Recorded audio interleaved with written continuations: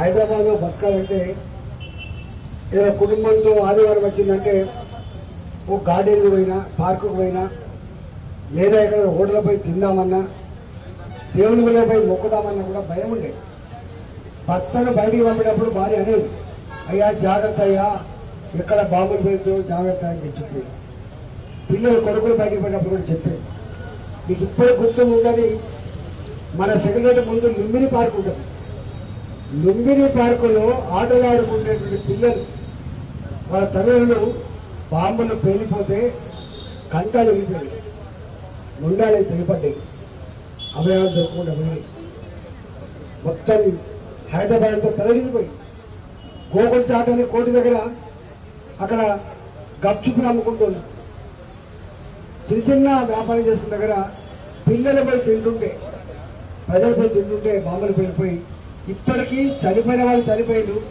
జీవోత్సవ వల్ల పడున్న మనుషులు ఇప్పటికి కూడా సాయిబాబా కూడా ఉండదు తెలిసిన వాళ్ళ పూజలు చేసుకోవడానికి పోయిన పాపం అభం శుభం తెలియని వాళ్ళు పూజలు చేసుకున్న పోతే బాంబులు పెడితే అనేక మంది చచ్చిపోయారు. అంటే ఎక్కడో కాడ రక్తం చెందని రోజు లేకుండే. కానీ మోడీ గారు వచ్చిన తర్వాత బాంబులు లేవు, బాంబు పేలులు లేవు, చచ్చిపోలు లేవు, టెర్రరిస్టులు లేరు, అటాక్ లేవు. జమ్మూ అండ్ కాశ్మీర్ లాంటి ప్రాంతంలో కూడా నిత్యం బుల్లెట్ గాయాలతో వచ్చే సైనికులు, బుల్లెట్ల గాయాలతో వచ్చే ప్రజల ట్రీట్మెంట్ ఇవ్వాలి. అంటే ఒక్క మాట చెప్పండి, మోడీ గారు వచ్చిన తర్వాత ప్రశాంతత వచ్చింది, భరోసా వచ్చింది. మీరు బట్టజాబు మెటల్ డిటెక్టర్లు ఉండేది, మెటల్ డిటెక్టర్లు చెక్ చేసేటువంటి సెక్యూరిటీ సిబ్బంది ఉండేది. ఇలా సెక్యూరిటీ సిబ్బంది లేదు, మెటల్ డిటెక్టర్లు లేవు, ఖర్చు లేదు, స్వేచ్ఛగా పోయే పరిస్థితి. ఇట్లా చెప్పుకోకపోతే చాలా ఉన్నాయి. నేను ఒక్కటే మీకు విజ్ఞప్తి చేస్తున్నా, నేను కొత్త కాదు, నేను పాతవాణ్ణి.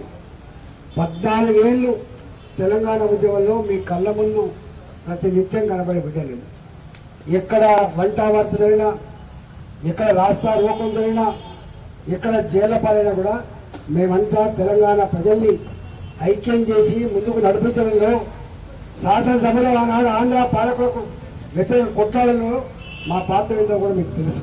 దాని గురించి నేను చెప్పాల్సి లేదు. రాష్ట్రం వచ్చింది, తెలంగాణలో కొత్తగా ఆర్థిక మంత్రి ఎట్లా పనిచేయడం అన్నిటికంటే బాగా గుర్తుండేది. ప్రపంచమంతా వణికిపోయిన సందర్భం కరోనా సందర్భం. ఒకరింటికి ఒకరు రానియలే, ఒక ఊరిలో ఇంకో ఊరికి రానియలే. భర్తకు కరోనా వస్తే భార్య దాకా పోలే, చచ్చిపోతే కూడా శవాన్ని కూడా అనాథ శవంలాగా కుటుంబ సభ్యులు లేకుండానే మున్సిపాలిటీలు పూర్తి చేసిండు, గ్రామ పంచాయతీ సిబ్బంది పూర్తి చేసింది తప్ప మనం కూడా పోయే సందర్భం ఉంది.